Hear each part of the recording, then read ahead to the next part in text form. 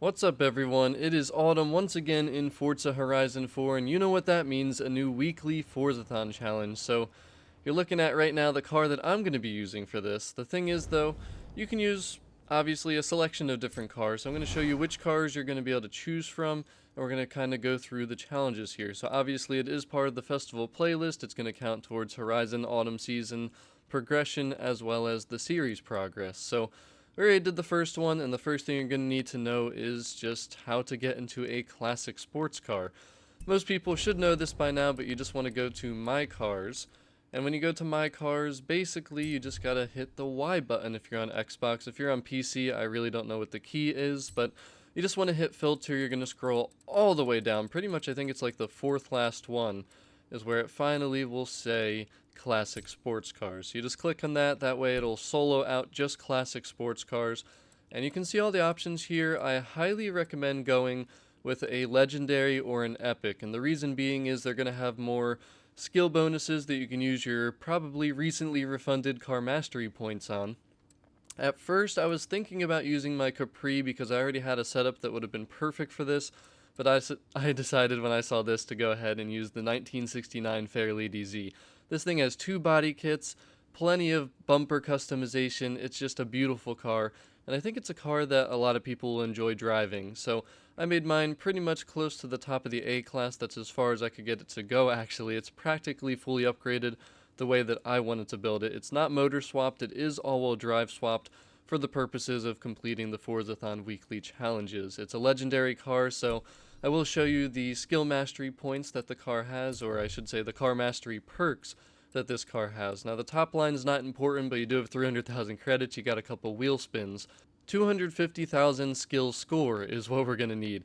So 500% boost on drift tap skills, 20% on side swipes, 30% on just normal drifting skills. You can see all the different skill bonuses that you get by putting these perks on. So this car is fantastic. Because it's a legendary, you got way more going on here. All of the legendaries are like this though, so that's why I recommend using a legendary. Now back to the actual Forzathon challenges. You can look at this in a couple different sections here. The first one was obviously just to get into a classic sports car. I already showed you how to do that. Pick your car, then basically just go out of the festival and just drive an inch, and it will pop up there as completed. So then the second one though is earn a total of 9 stars from speed zones. So you got to find speed zones, and you can see I already have 2 of 9. My car is only in the A class, and these are classic sports cars. They're not like the Mosler or the 599 XX Evo, so keep that in mind. If you just get 1 or 2 stars per zone, it'll keep stacking and you'll still get it done. You don't have to get 3 stars each time you're going through the speed zone. The thing it's always good to do though, and you can pick your favorite speed zone, it really doesn't matter which ones you do, everyone has their preferences. Speed zones, just filter for it on your map, and one that I like to do is this one right here.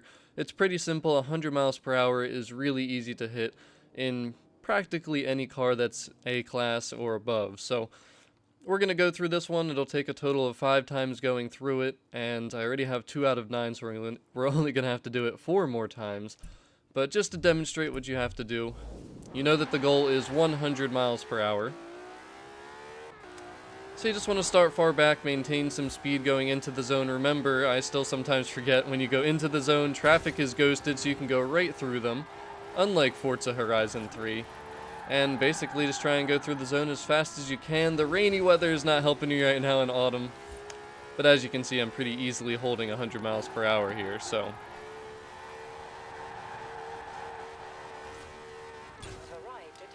There's another 2 stars, and it will track and update immediately. So if you go into your Autumn Forzathon, you'll be able to see right here, we're now at 4. So basically just do that a couple more times until you get to 9.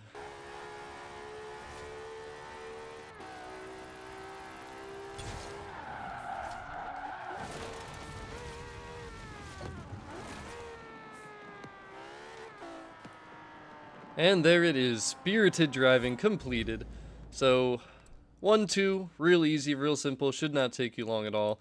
Now the third one, you have to win a road racing series event at the Colossus. I have actually never done the Colossus. I have not done a lot of the races in this game, especially the bigger races.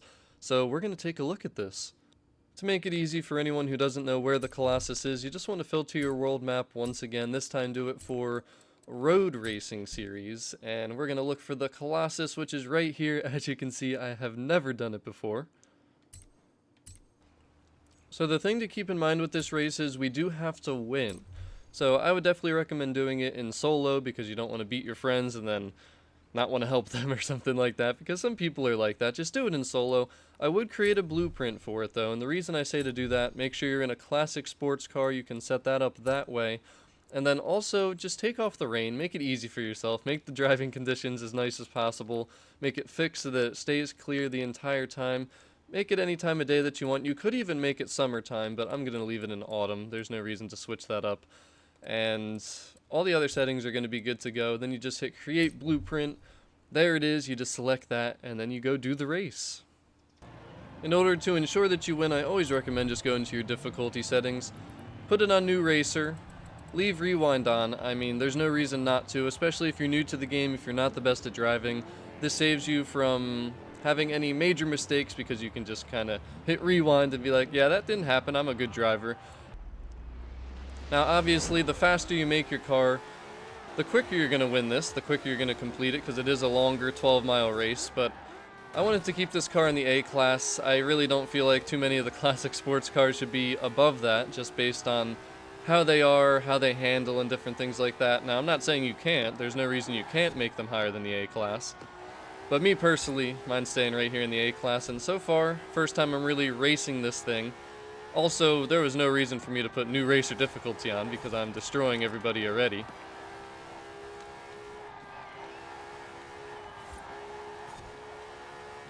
I'm probably going to really like this race. It seems like a lot of open roads, pretty long straightaways. Ooh, drift tap. That's a lot of skill score right there, baby.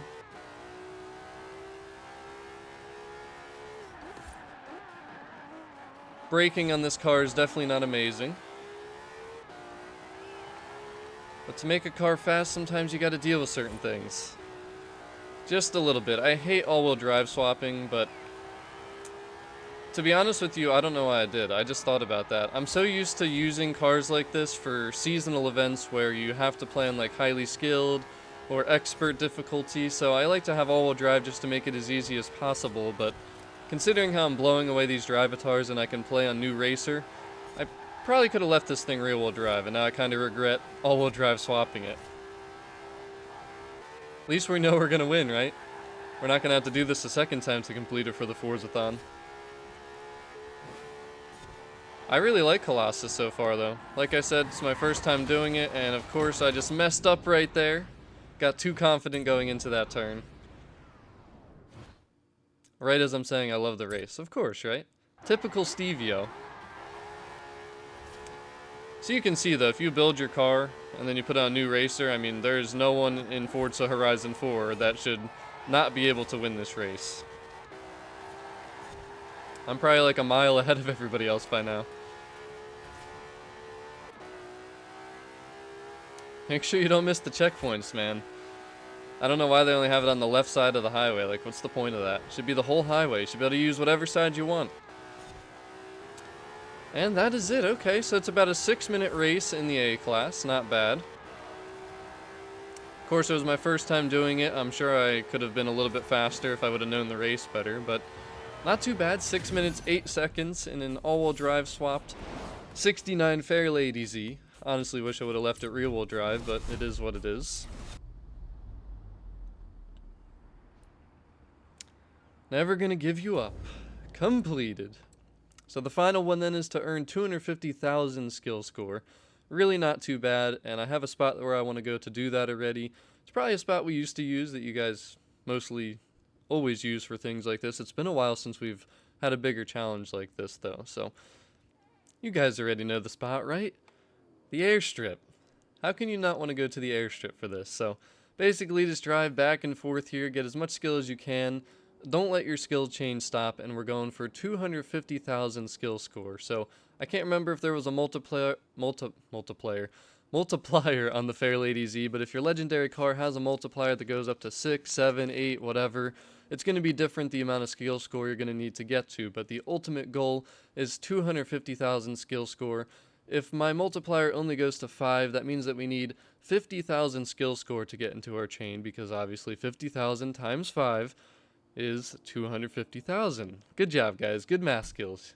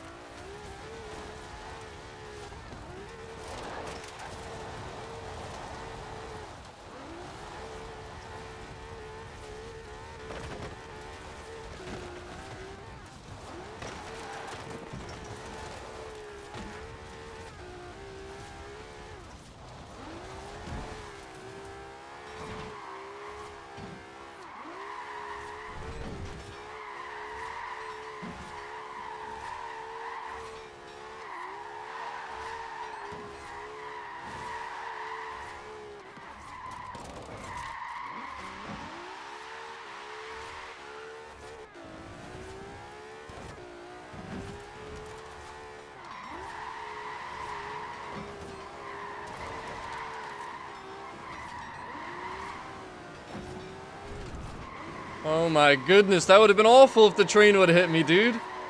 I heard it, I was like, crap, where is that? I totally forgot that I was like right here, dude. But yeah, my multiplier does only go to 5 on the Fair Lady, so it's probably not the best option for this. I'm sure there's other cars that we can use from the classic sports cars that go up to 6, 7, or 8, something like that. But who cares? I mean, how long has this been that I've been doing this? Maybe a minute or two here, and we're already at the 50,000 that we need. So that'll multiply by the 5, give us the 250, and we will be done. Just like that. Pew, pew, pew! The stuff of a legend completed. So that's it. Forzathon Weekly complete. Literally took me about 20 minutes, start to finish, recording this live to complete this weekly Forzathon. So that's pretty nice, pretty simple, pretty easy. The Colossus was a lot of fun to do, and this doesn't take as long as you might think, so don't freak out seeing this challenge again. It doesn't take too long, just go to the airstrip like I just did. And that is pretty much it. I just want to show you guys this car real quick with the drone mode because it is beautiful, and I highly recommend this Fair Lady, man. This Fair Lady is just gorgeous. Let me know what you guys think of my setup with it. Hope this helped everyone out. If it did, hey, don't forget to drop a like for me, really helps me out. Subscribe to the channel, put that notification bell on so you don't miss any of my important, helpful tip videos or my live streams. A lot of people are always disappointed that they miss my live streams, so that will help you not miss those. As always though, thanks for watching, guys. I'm out of here. Peace!